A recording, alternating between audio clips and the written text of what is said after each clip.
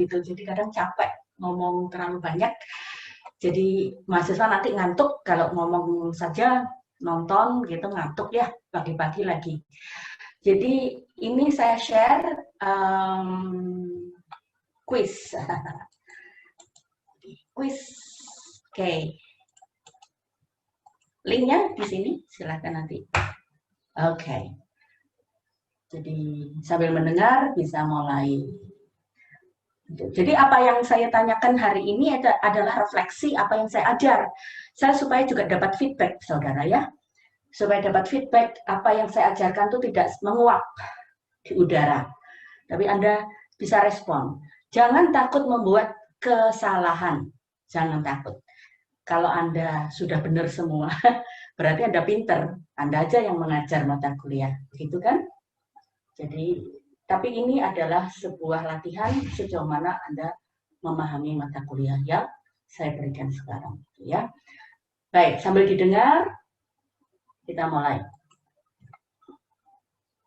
Bisa dilihat ya, share screen saya. Jadi kalau kita lihat ini, Anda klik buka, akan keluar ini. Oke, jadi pertemuan pertama adalah HPI Indonesia.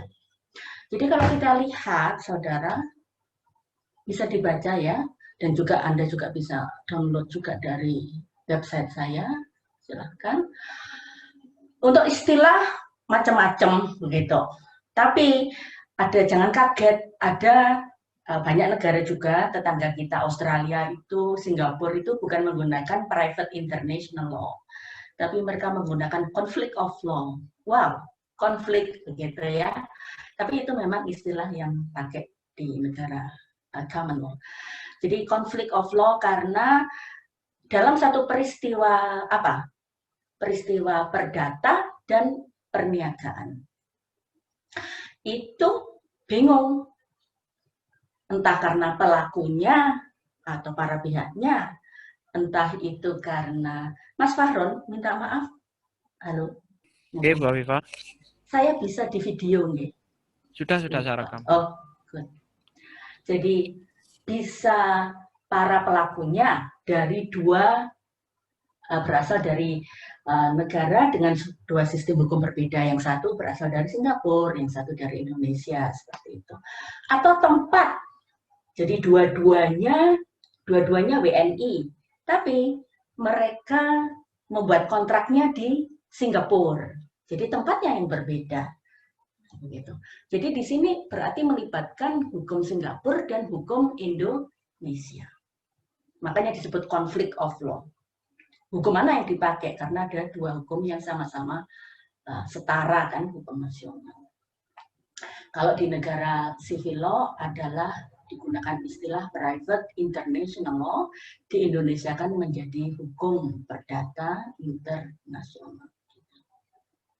Nah, jadi maknanya adalah kalau kita itu sesungguhnya apa sih maunya yang dibicarakan dalam perkuliahan ini adalah membahas hukum di bidang keperdataan dan perniagaan yang ada unsur asingnya.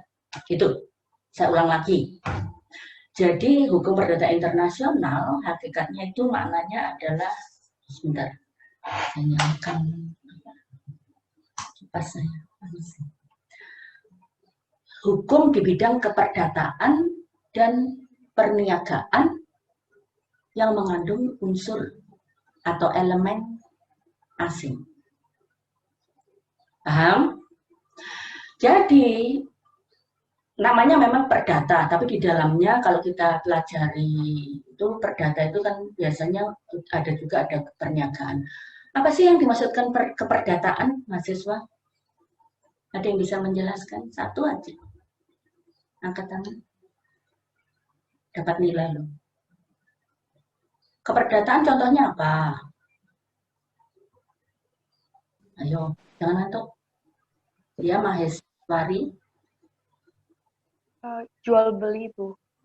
Ya, jadi perbuatan apa itu? Perikatan antara individu satu dengan lainnya. Baik, pinter. Perniagaan bagaimana? Ada yang tahu apa yang disebut perniagaan? Diatur di mana perniagaan, saudara? Kalau di Indonesia? Amelia, di mana? KUHD, Bu. Pinter. Ya, jadi itu maksudnya keperdataan dan perniagaan. Segala hal yang ada di buku 1, buku 2, buku 3, buku 4, BW, ya itu semua. Hukum keluarga, ya kan? Hukum keluarga, hukum waris, hukum benda. Itu kalau kita berbicara perdataan. Hukum perikatan termasuk perbuatan melawan hukum. Yang ada unsur asingnya. Unsur asing itu apa? Next kita bicarakan nanti. Kalau perniagaan itu apa? Ya hal-hal yang kita bicarakan di KUH dagang, dan juga mungkin Anda kalau lihat itu undang-undang arbitrase ya, tapi Anda belum belajar undang-undang arbitrase. Di dalam undang-undang arbitrase itu kan hanya membahas tentang masalah-masalah perniagaan. Ya, jadi misalnya perkembangan sekarang termasuk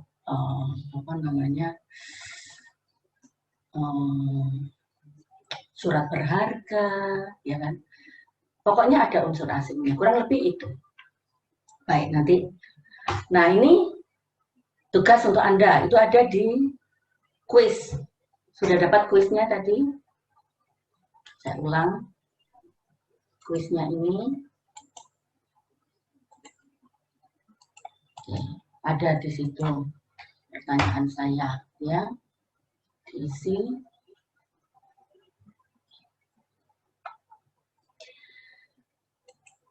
Jadi, berikan contoh peristiwa perdata internasional. Terus diidentifikasi apa unsur asing yang ada dalam peristiwa perdata internasional tersebut. Oke, saya beri contoh.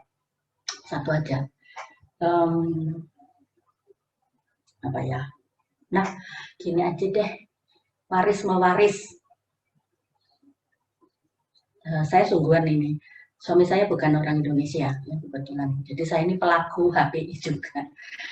Oke, saya menikah dengan orang asing. Itu adalah salah satu contoh peristiwa perdata internasional. Dalam kaitannya di sini berarti hukum orang kan, hukum orang atau hukum perkawinan. Unsur asingnya apa, saudara? Itu ada unsur asing apa tidak, saudara? Tolong dijawab. Ada, Bu. Unsur asingnya apa? Dua kewarganegaraan yang berbeda.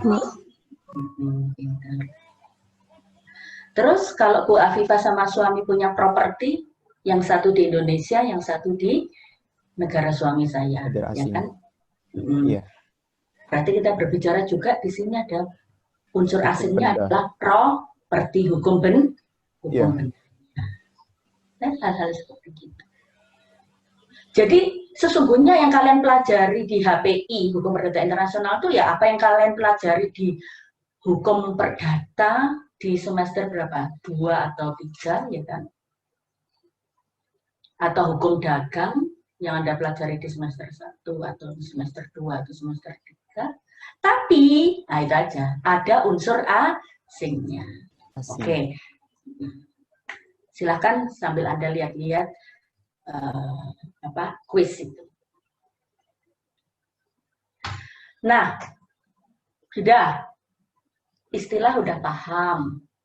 Terus kira-kira HPI itu apa sih maknanya? Kenapa kok dinamakan hukum perdata internasional? Sudah paham ya, karena kepada unsur asingnya. Walaupun kita berbicara masalah perdata dan perniagaan, tapi ada unsur asingnya, maka disebut hukum perdata internasional. Oke. Sudah. Jadi kita apa yang kita pelajari? Apa hanya mempelajari unsur asing? Enggak mungkin. Jadi satu yang dipelajari dalam HPI adalah, jadi ada peristiwa perdata internasional yang tadi saya ceritakan, entah itu orang, hukum benda, hukum perikatan, atau hukum perniagaan, ada unsur asingnya. Terus kan muncul sengketa, namanya peristiwa. Biasanya kan sengketa ya saudara. Jadi pertama, tujuannya kita belajar HPI itu menentukan pengadilan mana, bukan hanya pengadilan sesungguhnya, lebih luas yaitu forum. Karena tidak semua sengketa harus diselesaikan di pengadilan. Selain pengadilan, tempat penyelesaian sengketa kira-kira apa, saudara? Anda sudah belajar hukum dagang belum? Sudah, Bu. Forum. Apa? Pinter. Siapa namamu? Abizar. Muhammad Abizar. Iya, pinter. Forum apa? ADR, Bu, di Alternative Dispute Resolution. Bisa arbitrase, bisa mediasi. Good. Jadi itu. Jadi kalau ada peristiwa perdata internasional yang ada unsur asingnya, kita tentukan dulu. Nah, contoh kasusnya ini kan bisa dilihat. Ini kejadian benar ini tahun 2000. Jadi ada penumpangnya warga negara macam-macam. Ini coba Anda identifikasi unsur asingnya apa saja, saudara? Ada yang bisa? Selain Muhammad, Nadia positif. Nomor 01381G. Sorry. Ya. Siapa yang bisa? Ganti rugi, Bu. Enggak, saya ulangi, dengar baik-baik. Unsur asingnya apa aja di sini? Ya, peristiwanya memang ganti rugi. Unsur asingnya apa, saudara? Para pihak sama tempatnya. Pinter. Siapa tadi yang jawab ini? Measari. Oke, Maya Sari, pinter. Para pihaknya, ya kan? Tempatnya. Para pihak itu pelaku. Siapa para pihaknya yang asing di sini, saudara? Menurut HPI Indonesia loh. Siapa? Warga negara Indonesianya sama Singapore Airlines. Pinter.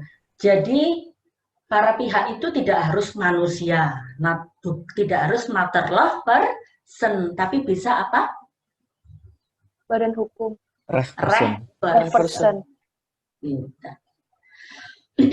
Nah, itu lokasi tempat terjadinya.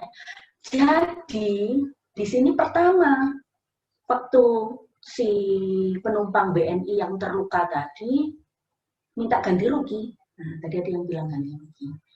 Kemana dia gitu? Apakah yang berwenang pengadilan Los Angeles? Kira-kira berwenang nggak pengadilan Los Angeles, saudara? Tidak, Bu. Tidak, Bu. Tidak. Ya karena nggak ada hubungannya. Bener nggak ya? Kira-kira pengadilan apa aja yang berwenang kalau untuk kasus seperti ini yang ada di kepala saudara? Pengadilan di negara Indonesia, ya kan? Atau mungkin bisa saja di pengadilan Singapura. Atau juga di Taiwan. Itu menentukan itu dulu, saudara. Menentukan itu dulu.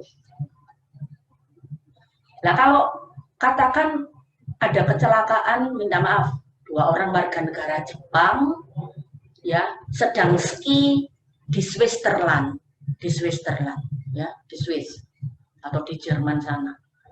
Terus kecelakaan, menggugat resort ski yang ada di Swiss tadi. Tapi menggugatnya di muka pengadilan Indonesia. Pengadilan Indonesia harusnya menolak atau menerima gugatan itu, saudara? Gimana? Menolak, Bu. Menolak. Jadi itu tujuan HPI itu pertama menentukan pengadilan mana yang punya yurisdiksi atau forum mana yang punya yurisdiksi. Udah? Jelas ya? Oke. Setelah pengadilan Indonesia memutuskan, misalnya saya HPI itu kan sesungguhnya hukum nasional, bukan hukum asing atau apa ya. Jadi saya ulang, HPI itu tidak sama loh ya saudara dengan hukum internasional yang diatur oleh hukum supranasional. HPI tetap hukum nasional Indonesia. Jadi setelah pengadilan Indonesia itu tahu, oh ya, aku punya yurisdiksi ini, aku punya yurisdiksi untuk menyelesaikan sengketa antara WNI dengan Singapore Airlines yang kecelakaan di Taiwan. Ya, aku punya yurisdiksi karena itu salah satu pelakunya adalah WNI, gitu kan. Jadi dia punya yurisdiksi. Habis itu, si pengadilan di Jakarta Pusat atau di manalah tempat tinggalnya, ya, si WNI itu harus bisa menentukan hukum yang berlaku.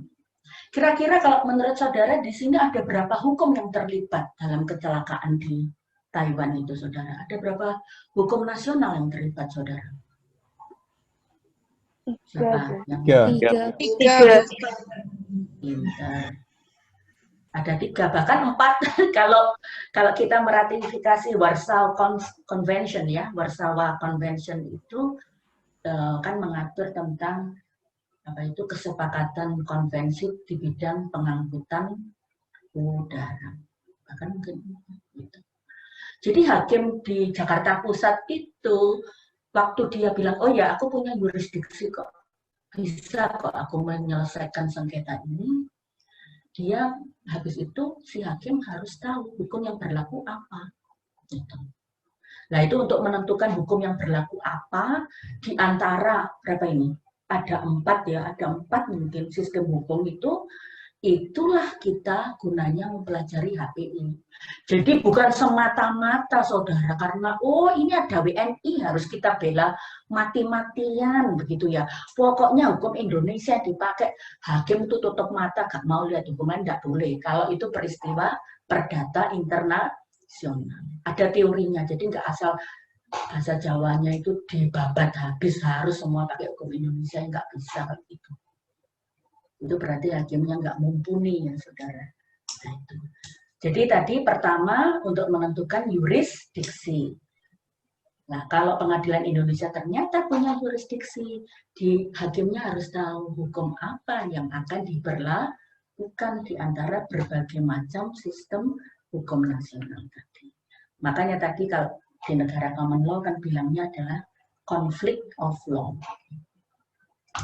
Yang terakhir sudah akhirnya putuskan dari pengadilan Indonesia diputus red. HPI itu juga mempelajari saudara apakah putusan pengadilan Indonesia itu dapat, karena kan tadi salah satu pelakunya yang melakukan dalam tanda petik ya perbuatan melawan hukum itu kan siapa tadi? Singapore Airlines. Airlines. Jadi HPI juga mempelajari apakah putusan pengadilan negeri Jakpus Jakarta Pusat dapatkah akan diakui dan dilaksanakan di Singapura. Kan itu. Jadi tujuan HPI itu juga untuk menentukan. Kan percuma saudara menang di Indonesia. Lah wong asetnya Singapore Airlines ada di Singapura, lah percuma itu menang di atas kertas. Nah, itu tujuannya. Juga itu untuk tujuannya kita mempelajari HPI supaya tahu. Itu kalau diselesaikan lewat pengadilan. Demikian pula kalau arbitrase. Sudah menang di arbitrase ternyata nggak bisa dieksekusi kan ya namanya menang di atas kertas. Nah, jadi kalau Bu Afifah di sini di slide yang nomor 6 ini memberi contoh. Mungkin tidak tentang kecelakaan pesawat tadi, tapi perceraian. Ini kan juga kasus perdata internasional. Silakan dibaca. Ya. Kan banyak pasutri asing yang tinggal di Bali ya. Di pulaunya Bunanda. Banyak pasutri campuran di situ. Terus mereka cerai. Banyak. Cerai itu boleh. Orang asing cerai di Indonesia boleh. Orang Indonesia cerai di luar negeri ya boleh.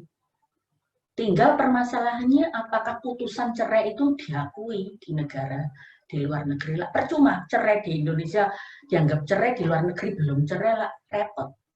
Nah, itu jelas ya saudara. Oke, jadi ini ada di kuis. Tujuan dan ruang lingkup HPI. 3 itu tadi, ya. Ketikkan di mana tadi yang baru masuk, ya. Saya ini kuisnya dikerjakan ya, saudara. Oke. Ada pertanyaan sampai sini? Saya juga ambil nafas. Ya, silakan. Siapa namamu? Oh, Muhammad Khairul Anam. Iya, silakan Khairul. Kita ngerti definisinya itu, bahwa hukum perdata internasional itu kan hukum yang mengatur relasi hukum perdata bila di antara dua subjek hukum yang berasal dari dua sistem hukum yang berbeda itu, dan hukum untuk menentukan norma hukum mana yang akan diterapkan bila terjadi pertemuan dua sistem hukum berbeda di dalam satu peristiwa hukum itu. Itu saya definisikan begitu. Sekarang ilustrasinya tuh, nanti saya masuk pertanyaan itu. Jadi ada perempuan Belanda cantik, namanya siapa ya? Sabena gitu. Sebut aja Sabena itu. Dia menikah dengan laki-laki Filipina itu. Laki-lakinya namanya, saya kasih nama Abizar Yusril aja. Jadi mereka menikah itu. Berjalan 2 tahun, pernikahan aman itu. Harmonis. Masuk tahun ketiga, si Yusril ini ketahuan selingkuh. Dia pergi ke bar dengan perempuan lain, minum wine di situ. Mereknya mungkin Moscato di Bali itu. Jadi mabuk, karena mabuk si Yusril ini, dia lakukan relasi seksual dengan si perempuan di bar tadi itu. Lalu ketahuan istrinya, marah istrinya itu. Lalu ingin cerai itu. Tapi problemnya adalah bahwa mereka nggak bisa cerai itu. Kenapa? Karena KUH Perdata Filipina itu dasarnya adalah hukum agama itu. Yaitu Katolik gitu. Sama kayak di Vatikan itu. Orang terlarang bercerai di Vatikan dan di Filipina. Lalu dicari cara itu, gimana caranya supaya bisa cerai itu. Lalu mereka kabur ke Indonesia itu, cerai di Indonesia itu. Apa dasarnya boleh cerai di Indonesia? Iya, ada asasnya itu, Pak. Lex Fori gitu. Di mana gugatan atau peristiwa terjadi, maka hukum di daerah itulah yang diterapkan itu. Mereka kemudian selesai cerai, lalu masing-masing mereka menikah itu. Tapi kan itu dalam bahasa Belanda wetsendijking itu. Terjemahannya di sini penyelundupan hukum, bukan, itu penghindaran hukum itu, menghindari hukum. Itu kan nggak boleh, sama seperti pajak, menghindari hukum pajak kan terlarang gitu. Jadi pertanyaannya, apa akibat hukumnya perceraian dan perkawinan tadi yang dilakukan dengan cara wetsendijking itu, dan bagaimana penyelesaian hukumnya itu? Tentu dibawa pengadilan, iya, tapi teoritisnya gimana itu penyelesaian hukumnya itu? Terima kasih, Bu. Baik, kayaknya Anda udah pernah ngambil HPI deh ya? Atau sudah belajar? Oh, belum, Bu. Oke, ya, terima kasih atas pertanyaannya.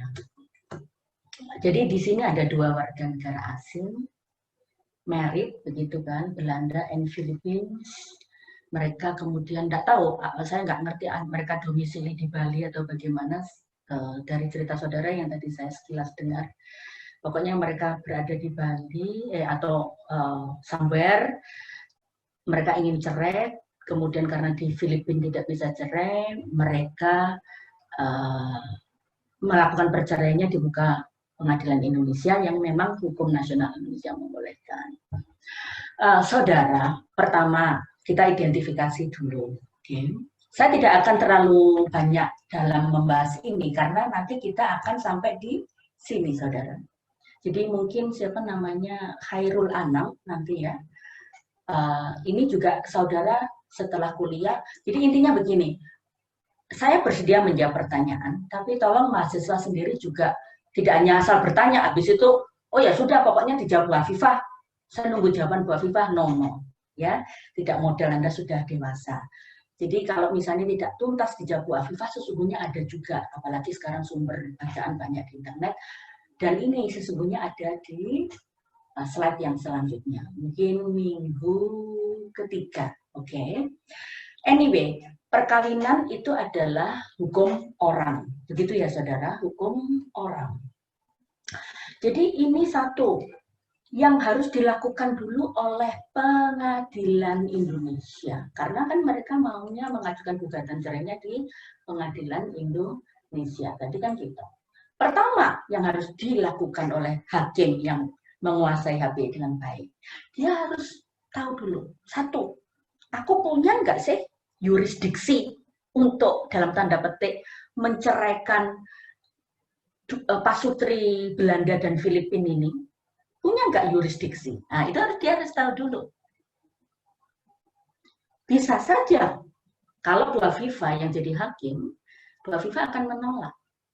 Saya akan bilang, saya nggak punya yurisdiksi. Kenapa? Titik tautnya dengan Indonesia hampir nggak ada. Kecuali ada kemungkinan mereka sudah memiliki domisili bertahun-tahun karena mereka expatriate, tahu ya, pernah dengar istilah itu, expatriate di Indonesia. Jadi sudah ada dalam tanda petik titik taut. Jadi dalam HPI itu memang kita berbicara juga itu tadi titik taut, tapi nanti kita setelah itu kita lihat titik taut itu macam-macam, karena lokasinya, karena kewarganegaraannya, ya, karena domisilinya. Kan nggak ada hubungannya. Ya itu tadi yang saya cerita, kecelakaannya di Switzerland, gugatnya di Indonesia. Karena kemungkinan di Indonesia dapat gugatan ganti ruginya lebih gede daripada di mana di Switzerland. Itu juga salah satu contoh yang tadi Anda katakan penyelundupan hukum juga. Jadi pertama hakimnya harus menentukan dulu, aku punya yurisdiksi apa enggak. Ya. Satu, ternyata hakim ini entah kenapa karena saking ya tidak tahulah alasannya, dia memutuskan, oh aku punya yurisdiksi untuk menceraikan pasutri ini, gitu kan. Sehingga selanjutnya hakim itu akan memilih hukum yang berlaku apa. Gitu. Nah, hukum yang berlaku apa, saudara? Karena ini adalah masalah hukum orang, bener nggak? Perkawinan itu kalau di Indonesia apa? Masuk buku 1, bener nggak? Kalau perdata. Nah, walaupun sekarang untuk perkawinan kita punya undang-undang perkawinan tersendiri, ya kan? Hukum orang. Nah, kalau hukum orang itu hukum mana yang digunakan? Nah, itu nggak bisa saya jelaskan sekarang, saudara. Nanti malah nggak karu-karuan. Nah, jadi hukum mana yang berlaku untuk orang? Itu nanti coba kita Khairul sabar dulu, ya. Nah, untuk singkatnya sesungguhnya hukum orang itu adalah untuk orang itu yang diberlakukan kalau HPI Indonesia menggunakan hukum nasional para pihak. Tapi nanti kita pelajari nanti. Sudah? Terus yang terakhir, setelah diputus oleh hakim, tidak tahu di Bali apa di mana karena mereka sukanya pergi ke Bali sehingga mengajukan cerainya di muka pengadilan negeri Bali misalnya. Iya di Bali. Dalam peristiwa ini setelah diputus di Bali, apakah putusan pengadilan negeri Bali yang menceraikan mereka akankah bisa diakui dan dilaksanakan di Filipina? Kan pengadilan negeri Bali wewenangnya ya hanya sampai di Indonesia, benar nggak? Karena setiap negara kan punya sovereignty. Sovereignty itu apa? Sovereign. Kedaulatan. Bisa ya dipahami di sini. Kedaulatan. Setiap negara punya kedaulatan dewe-dewe. Jadi itu nanti ujung-ujungnya hanya berlaku di Indonesia, tapi nggak bisa diakui di Filipina juga gimana? Atau tidak bisa diakui di Amerika juga gimana? Nah itu hal-hal seperti itu, saudara, yang kita pelajari di dalam HPI. Bayang, memang HPI ruwet. Karena kita belajar semua perkara perdata buku 1, 2, 3 dan perniagaan untuk ini semua. Nutut nggak sih Bu? 1 semester cuma 1 jam setiap minggu, ya nggak nutut. Terus terang nggak nutut. Tapi tujuan perkuliahan ini adalah untuk introduction. Kira-kira HPI itu pentingnya apa? Kita sekarang tahu kan pentingnya. Kalau sudah penting, terus apa saja sih yang akan bisa diselesaikan kalau kita sudah menguasai materi HPI. Ya banyak sekali yang kita hidup di dunia abad globalisasi, ya kan? Orang jadi TKI, jadi HPI itu bukan hanya milik orang kaya ya saudara, bukan hanya milik juga pedagang-pedagang. HPI juga diperlukan oleh TKI. TKI Indonesia yang kerja di Malaysia, ketemu TKI Pakistan di Malaysia, terus punya anak. Lah, anaknya warga negara apa? Apakah si anak itu nanti bisa mewarisi harta ibundanya yang ada di Blitar itu? Itu HPI juga, saudara. Kira-kira seperti itu. Jadi saya suspend dulu ya, Khairul ya, puas atau tidak puas, saya tidak bisa memuaskan semua pertanyaan, tapi kira-kira saya sudah bisa memberikan sedikit gambaran. Ya. Toh nanti kita akan juga masuk itu di bab hukum orang. Di bab hukum orang kita belajar apa saja? Banyak, ya perkawinan, ya waris, ya perceraian juga ada di sini nanti. Oke? Jadi stay tune, bahasa Inggrisnya stay tune, saudara. Oke. Jadi tolong dikerjakan ya.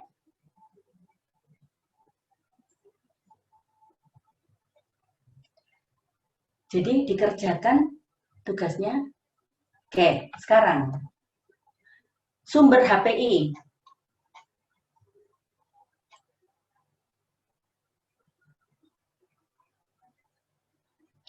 Ya, sambil kalian baca pengumuman-pengumuman yang ada di chatbox, saudara.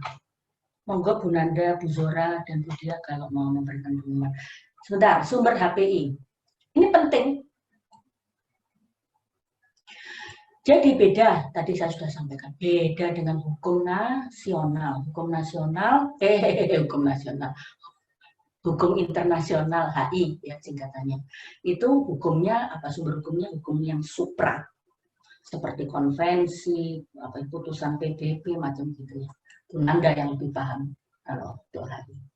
Nah kalau Indonesia sumber HPI ya hukum nasional DWDW, internasional, kata internasional itu bukan sumber hukumnya saudara.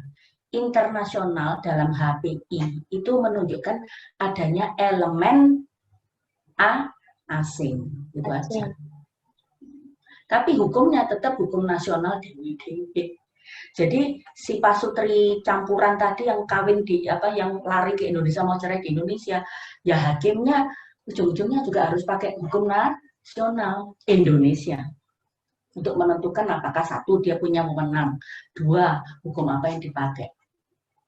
Itu semua pakai HPI nasional Indonesia. Yang terpenting untuk HPI Indonesia sumber hukumnya hukum acara perdata, ya kan, untuk menentukan yurisdiksi pengadilan.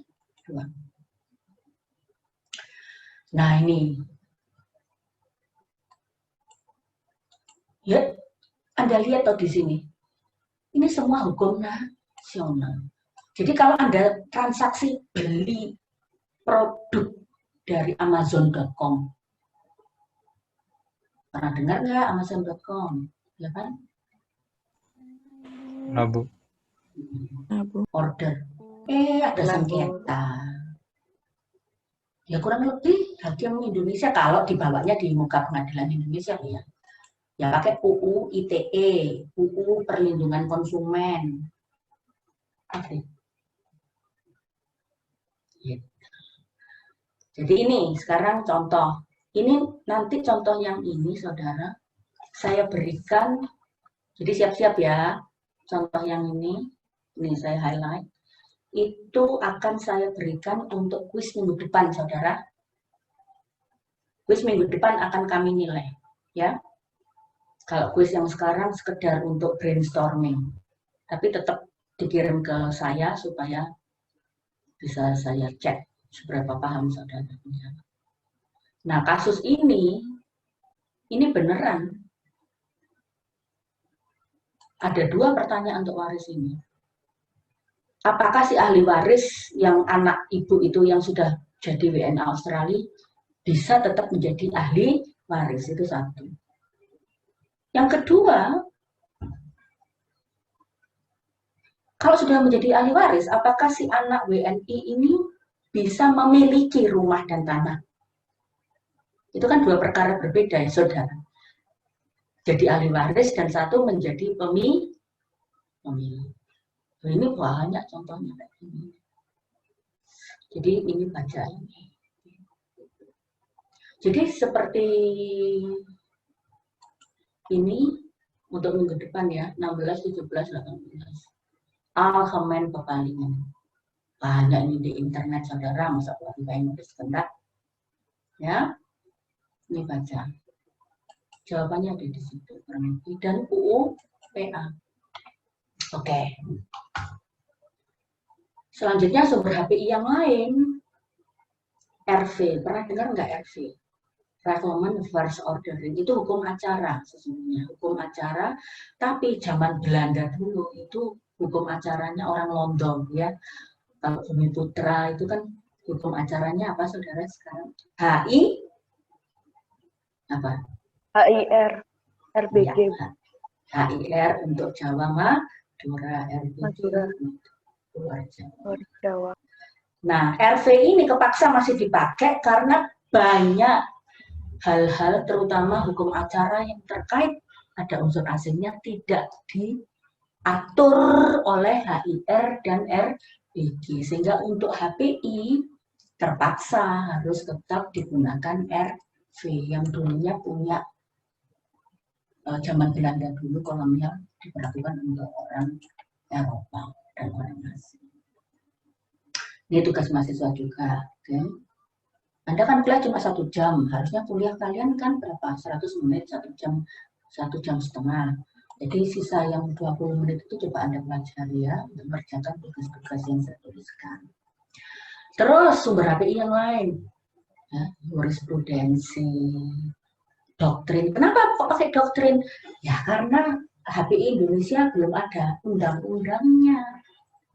Sehingga karena kekurangan sumber undang-undang banyak digunakan doktrin. Ya nanti saya ceritakan contoh-contohnya di kuliah. Sekarang masuk sejarah.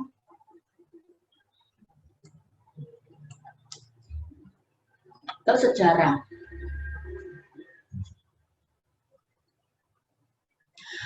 Jadi 16, 17, 18.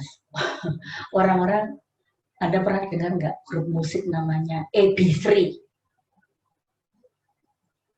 Pernah dengar nggak? AB3. Nggak tahu masih eksis nggak sekarang AB3. Nah AB3 ini yaitu 16, 17, 18. Itulah hebatnya HPI Indonesia. Orang-orang asing tuh sampai terheran-heran. Wah, HPI Indonesia semua cuma diatur oleh 3 pasal ini. Saking sampai sekarang belum ada undang-undang HPI tersendiri. Jadi itu 16, 17, 18. Makanya Bu Abuta kalau minta kalian membaca ini. Nah, dulu sebelum kemerdekaan, saudara, jadi kita berbicara abad ke-19 gitu ya, kita semua belum lahir, masih penjajahan. 16, 17, 18 itu dulunya waktu zaman penjajahan itu harusnya dipakai untuk mengatur hubungan antara 3 golongan penduduk. Anda ingat 3 golongan penduduk zaman Belanda dulu? Apa? 1, golongan Bumi Putra. Terus Bumi Timur Putra, asing. Timur asing. Eropa. Dan yang dipersamakan. Jadi itu 16, 17, 18 itu dulunya diatur untuk bukan untuk HPI aslinya. Jadi saya beri contoh, orang Bumi Putra bermaksud membeli tanah barat. Kalau orang Bumi Putra kan tanahnya tanah adat. Kalau tanah barat kan dulu namanya apa? Eigendom ya. Sehingga 16, 17, 18 itu digunakan untuk mengatur ini. Sehingga pejabat pertama Hindia Belanda dulu harus tahu kalau ada Bumi Putra, ada sengketa dalam jual beli tanah eigendom, hukum yang dipakai apa ya? Hukum adat, hukum barat, berarti BW kan buku kedua, atau hukum Tionghoa, kurang lebih itu. Nah, Indonesia setelah merdeka kan nggak ada lagi pembagian golongan penduduk, gitu loh. Yang ada adalah hanya warga negara Indonesia dan warga negara apa? Asing. Asing. Akibatnya karena sudah tidak ada pembagian golongan penduduk, akhirnya 16, 17, 18 dipakai untuk ngatur yaitu tadi konflik of law antara hukum Indonesia dan hukum asing. Tapi tidak lagi hukum apa tadi bumi putra atau adat, hukum barat atau hukum timur asing, bukan itu lagi. Dikonversi menjadi hukum yang mengatur Indonesia dan hukum asing. Oke, itu sejarahnya. RV itu adalah hukum acara yang tadi saya sebutkan untuk pengadilan bagi orang Eropa. Kalau untuk bumi putra kan ada hukum acara sendiri, HIR. Sekarang karena kita merdeka, kenapa dipakai hukum Londo itu tadi ya, kita sudah merdeka 75 tahun. Basicnya adalah pasal 2 aturan peralihan. Masih ingat apa aturan peralihan, saudara? Semua undang-undang ya zaman Hindia Belanda masih diberlakukan selama belum ada peraturan hukum nasional yang menggantikan. Ingat ya. Itu kan isi UUD 45. Makanya sampai detik ini Indonesia masih pakai Burgerlijk Wetboek, masih pakai Wetboek van Kophandel, masih pakai Wetboek van Strafrecht kalau pidana. Dasarnya ya. Jadi setelah kemerdekaan ini yang terjadi, saudara. Kita sudah punya, saudara, lihat ini nomor 4 RUU HPI. Dirubah-rubah, diotak-atik tahun 83, tahun 97, sampai sekarang nggak jadi-jadi. Ya, makanya sampai detik ini masih pakai EB3 ini. Makanya saya minta bolak-balik ya. Bisa, saudara? Baca 16, 17, 18 AP di rumah. Oke, dipelajari ya. That's all. Gampang ya HPI. Cuma 14 slide. Good. Sudah diserahkan ke Bu Afifah, coba saya lihat.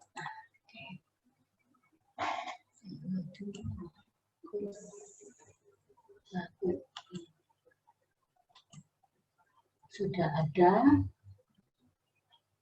Sudah diisi. Ya, ini 5 menit ya. Kita jawab bersama-sama.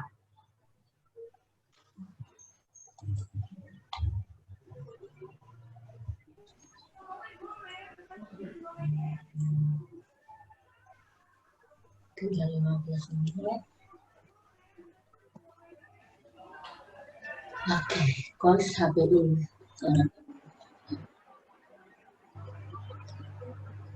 Sudah dikumpulkan. Wow, sudah yang ngumpul 72. Good, good. Saya ambil secara acak ya.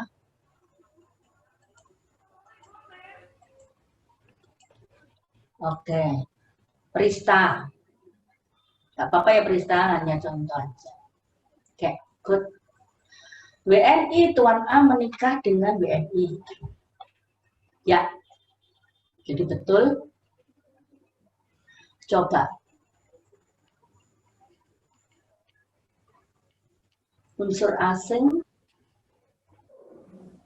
Pertanyaannya tadi apa?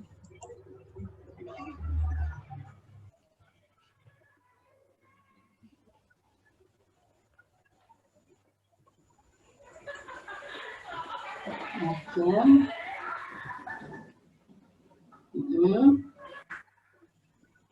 Anda menjawab tidak ya? Kok jadi bingung, tapi anyway, nanti dibaca. Oke, kalau gitu Bu Afifah yang jawab ya. Ini jawabannya apa? Ya. Oke. Jadi kalau Anda menjawab iya, sebutkan elemen atau unsur asingnya. Kalau tidak ya jangan. Kalau Anda menjawab iya, ya ini jangan dijawab, saudara kan. Jika Anda menjawab iya, elemen asingnya apa berarti? Para pihak. Bukan para pihaknya kan dua. Domisili. Tempat pembuatnya. Oh, ya. Domisilinya. Maaf, Bu. Saya lupa unmute. PT Anugerah melakukan ekspor impor. Sebutkan 3 elemen asing. Apa aja elemen asingnya, saudara?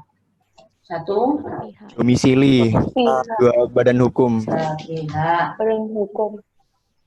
ya kan? Para pihaknya. Yang 1 badan hukum Indonesia.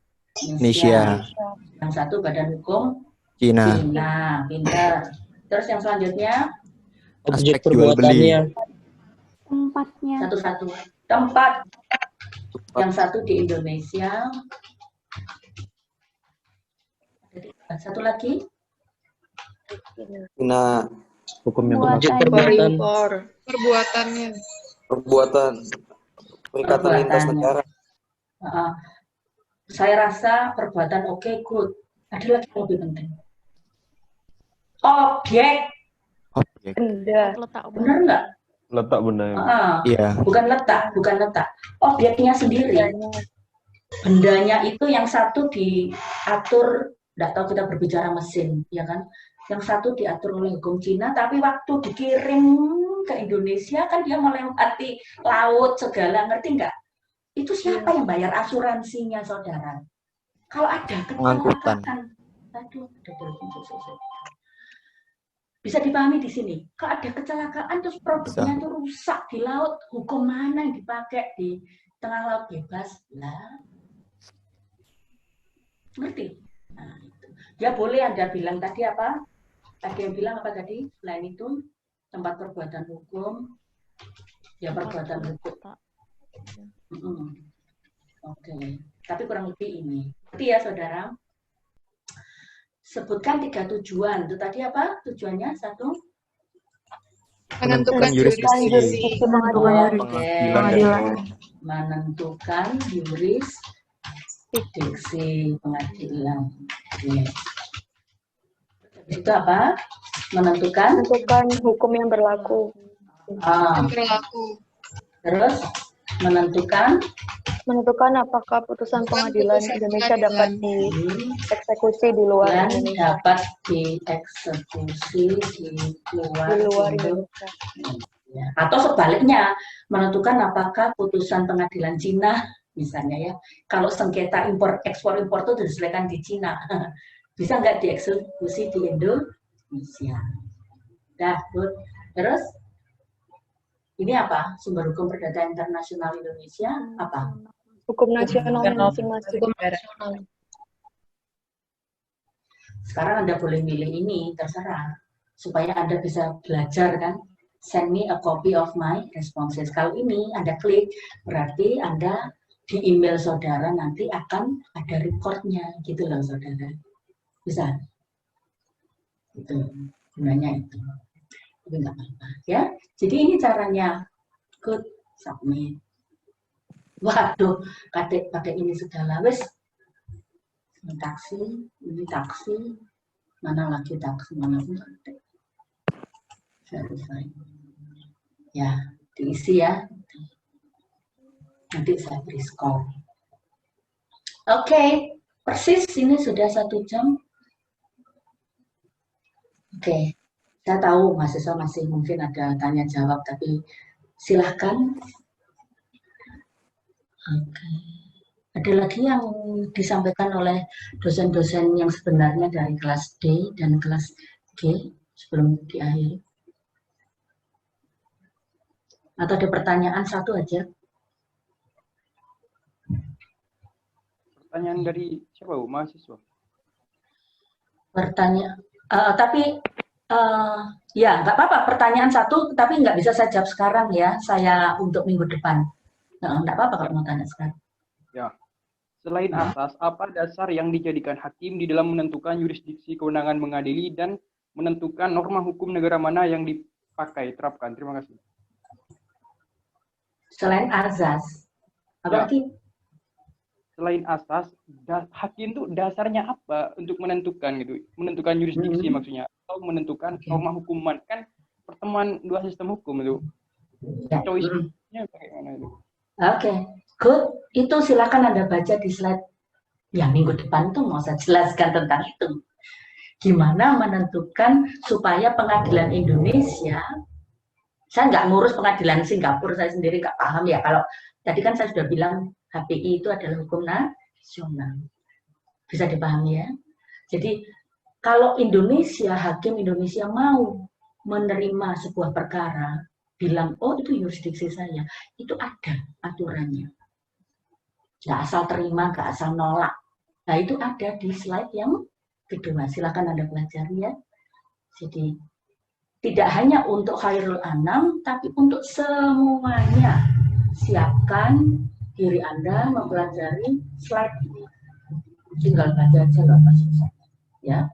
Sehingga minggu depan lebih banyak diskusi lah daripada buat terus yang mencapai. Sambil mengerjakan kuis. Oke. Sebelum saya tutup, saya kembalikan ke Bu Nanda, Bu Zora, Bu Diah. Terima kasih perhatian saudara. Kalau kurang lebihnya saya minta maaf. Selamat pagi. Monggo Bu Nanda, Bu Zora.